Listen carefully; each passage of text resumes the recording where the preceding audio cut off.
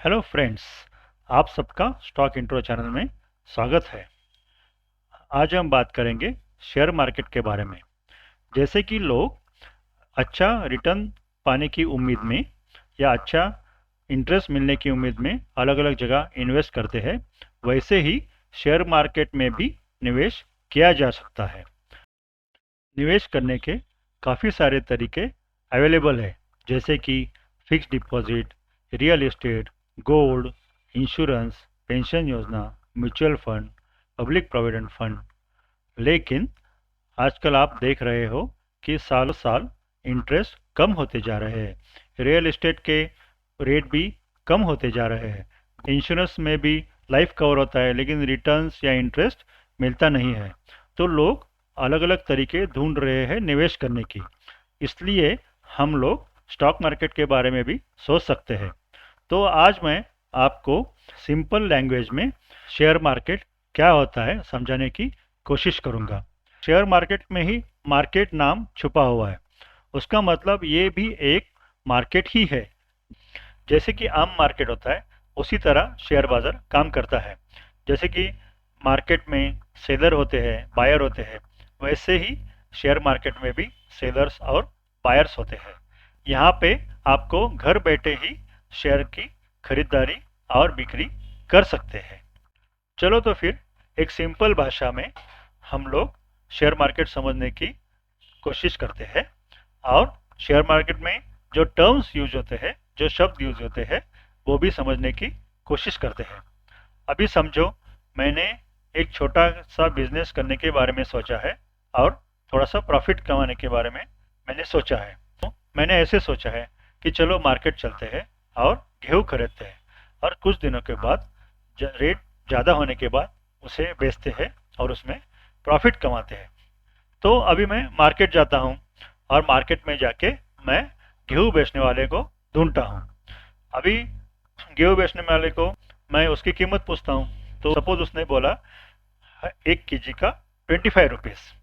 तो मैंने और कहीं जगह देखा, तो और बहुत सारे बेचने वाले मुझे दिखाई दिए और खरीदने वाले ग्राहक बहुत ही कम थे।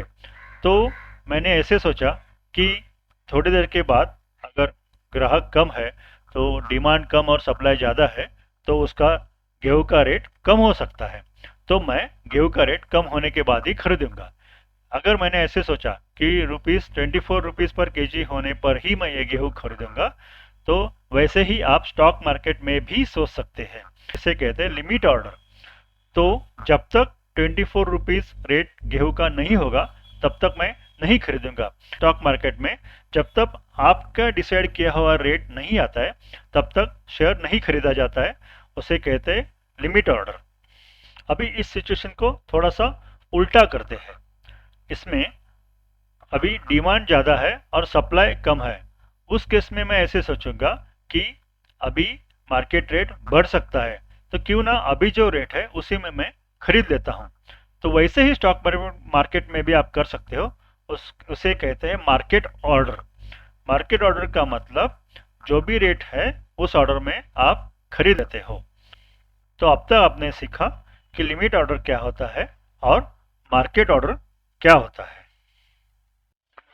स्टॉक मार्केट में 4 टाइप की ट्रेडिंग होती है: डे, स्विंग, पोजिशनल और लॉन्ग टर्म। हर ट्रेडिंग में स्टॉक्स को खरीदा और बेचा जाता है, सिर्फ उसमें टाइम ड्यूरेशन का फर्क होता है। डे ट्रेडिंग को इंट्राडे ट्रेडिंग भी कहा जाता है। इसका मतलब ये है कि एक दिन के अंदर ही ट्रेडिंग सेशन में शेयर्स को खरीदना और बेचना पड़ता है। उसमें एक दिन में ही ट्रेंड शुरू होता है और ख़त्म भी होता है। नॉर्मल बिजनेस में अगर आपके पास कोई चीज़ ना हो तो आप उसे बेच नहीं सकते, लेकिन इंट्राडे में आप शॉर्ट सेलिंग कर सकते हो। इसका मतलब है गिरने वाले शेयर की पहले बिकवाली की जाती है और उसे गिरने के बाद खरीदा जाता है और उसमें मुनाफा कमाया जाता है, तो उसे शॉर्ट सेलिंग कहते हैं। इंट्राडे में टारगेट और स्टॉप लॉस का बड़ा महत्व होता है। जब भी इंट्राडे ट्रेड शुरू होता है, उसके पहले ही टारगेट और स्टॉप लॉस के लेवल इंट्राडे ट्रेडर डिसाइड करता है। जब भी ये लेवल अचीव होते हैं, तो ट्रेड खत्म किया जाता है। अभी बात करते हैं स्विंग ट्रेडिंग की। स्विंग ट्रेडिंग एक छोटे टाइम पीरियड की रेंज में की जाने वाली ट्रेडिंग होती है, जिसमें 2 दिनों से 3 महीने तक के टाइम पीरियड में स्टॉक को खरीदा और बेचा जाता है। पोजिशनल ट्रेडिंग थोड़े बड़े टाइम पीरियड की रेंज के लिए होते हैं, जैसे 3 महीने से लेके 6 से 8 महीनों तक के टाइम पीरियड में स्टॉक खरीदा और बेचा जाता है। लॉन्ग टर्म ट्रेडिंग में जब आप किसी शेयर को खरीद कर लंबी अवधि के लिए रख लेते हैं तो उसे लॉन्ग टर्म ट्रेडिंग कहते हैं। स्टॉक मार्केट में ट्रेड करने के बाद अगर आप एक निवेशक के रूप में किसी शेयर में 6 महीने से लेकर 5 साल, 10 साल, 15 साल, 20 साल तक बने रहते हैं तो उसे लॉन्ग टर्म ट्रेडिंग कहते हैं। स्टॉक मार्केट में शेयर में निवेश करने से पहले किस शेयर में निवेश करना है, इसके लिए फंडामेंटल एनालिसिस और टेक्निकल एनालिसिस का उपयोग किया जाता है। फंडामेंटल एनालिसिस में कंपनी का बहुत बारीकी से विश्लेषण किया जाता है, जैसे कि कंपनी का बिजनेस क्या है, कंपनी कौन से प्रोडक्ट बनाती है, उसकी डिमांड कितनी है, कंपनी के प्रॉफिट में है कि लॉस में है, कंपनी की बैलेंस शीट कैसी है, कंपनी में खर्चा कितना है, वगैरह वगैरह। इसमें यह देखा जाता है कि जिस कंपनी का शेयर हम खरीद रहे हैं वह आर्थिक रूप से कितनी मजबूत है, क्या लंबे समय में वह कंपनी अच्छा लाभ करके दे सकती है या नहीं। टेक्निकल एनालिसिस में किसी स्टॉक के पास परफॉर्मेंस को देखकर भविष्य में उसका प्राइस क्या हो सकता है, उसके अनुमान लगाने को टेक्निकल एनालिसिस कहते हैं। टेक्निकल एनालिसिस का उपयोग सभी स्टॉक मार्केट ट्रेडर्स द्वारा किया जाता है। जिन ट्रेडर्स को शॉर्ट टर्म प्रॉफिट कमाना होता है वो टेक्निकल एनालिसिस का उपयोग करते हैं। स्विंग में और इंट्राडे ट्रेडिंग में उसका ज़्यादा उपयोग किया जाता है। शेयर का ऊपर जाना और नीचे आना उसका स्वभाव होता है, तो कुछ गिरावट के बाद अगर शेयर एक लेवल पे अटकता है उसका मतलब वो गिरता है और कहीं से यू टर्न लेता है, फिर से वहाँ जाता है और फिर उसी लेवल से यू टर्न लेता है, तो उसे सपोर्ट कहते हैं। और कुछ तेज़ी के बाद, कुछ ऊपर जाने के बाद शेयर वहाँ से एक लेवल से यू टर्न लेता है, वापस थोड़ा नीचे आता है, वापस तेज़ी हो जाती है और उसी लेवल से वापस यू टर्न लेता है, तो उसे रेजिस्टेंस कहा जाता है। तो आप जब भी शेयर मार्केट के बारे में पढ़ते हो या टेलीविज़न पे देखते हो तो हमेशा आप बेयर और भालू की इमेज देखते हो। ऐसा क्यों बेयर और भालू को दिखाया जाता है? तो बैल हमेशा अपने शिकार को नीचे से ऊपर की तरफ उठाता है और भालू हमेशा अपने शिकार को ऊपर से नीचे की तरफ गिराता है। इसलिए अगर मार्केट ऊपर जा रहा होगा तो उसे बुलिश माना जाता है और अगर मार्केट गिर रहा होगा तो उसे बेरिश कहा जाता है। तो दोस्तों, शेयर मार्केट में बुल और बेयर की हमेशा लड़ाई चलती रहती है। कभी बुल जीतते हैं, कभी बेयर जीतता है। तो अभी बात करते हैं स्टॉक एक्सचेंज की। स्टॉक एक्सचेंज ऐसा बाजार है जहां पे शेयर्स इन्वेस्टर्स खरीदते हैं और बेचते हैं।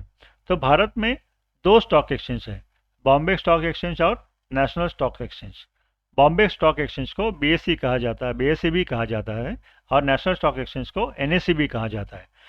बीएसई भारत का सबसे पुराना और बड़ा स्टॉक एक्सचेंज है।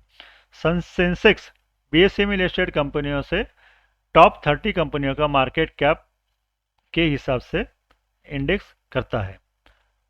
एनएसई भारत का दूसरा स्टॉक एक्सचेंज है जिस पर रोज हजारों इन्वेस्टर्स शेयर्स खरीदते हैं और बेचते हैं।